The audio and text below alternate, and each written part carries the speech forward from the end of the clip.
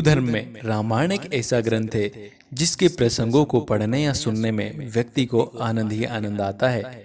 वैसे तो रामायण का हर प्रसंग ही मन को मोहित करने वाला है, लेकिन आज हम बात करने वाले हैं माता सीता के स्वयंवर से जुड़े एक प्रसंग के बारे में, जिसमें श्री राम द्वारा तोड़े गए शिव धनुष को लेकर कुछ रहस्य बताए गए हैं जो शायद किसी को पता नहीं होते हैं। जो चलिए आज हम आपको वो प्रसंग बताते हैं। मित्रों, राजा जनक भगवान शिव के वंशज थे और भोलेनाथ का धनुष उनके राजमहल में ही रखा था। एक बार महाराज जनक ने अपनी पुत्री सीता का स्वयंवर की घोषणा करी। इसके साथ यह ऐलान किया कि जो इस शिव धनुष की प्रतिज्ञा को चढ़ा देगा उसी से मेरी पुत्री सीता का विवाह होगा। शिव धनुष कोई साधारण मनुष्य धारण नहीं कर सकता, बल्कि उस काल का ब्रह्मास्त्र था।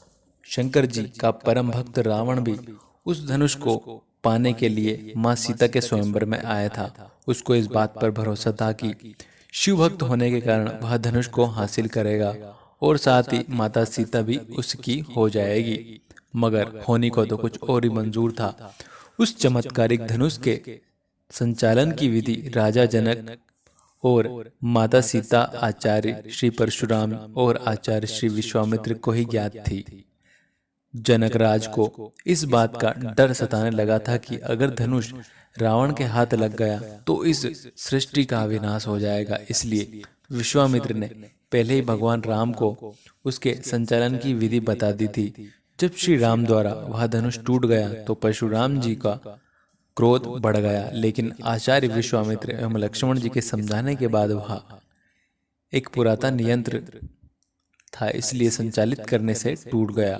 तब यह जानकर श्री परशुराम जी का क्रोध थोड़ा सा शांत हुआ और धीरे धीरे वह सब समझ गए। वह धनुष साधारण नहीं था, वह शिव जी का धनुष और उस जमाने का आधुनिक परिष्कृत न्यूक्लियर वेपन था।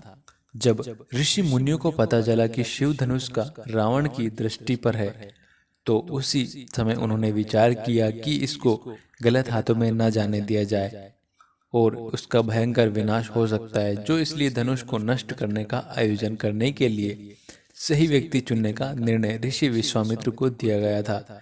तब सीता स्वयंवर का आयोजन हुआ और प्रभु श्री राम द्वारा वह नष्ट कर दिया गया। जी हाँ मित्रों, यही उसके पीछे की रहस्य था, इसलिए शिव धनुष तोड़ा गया था। तो अगर आपको वीडियो अच्छा लगा है तो चैनल को सब्सक्राइब करके अपना बना सकते हैं।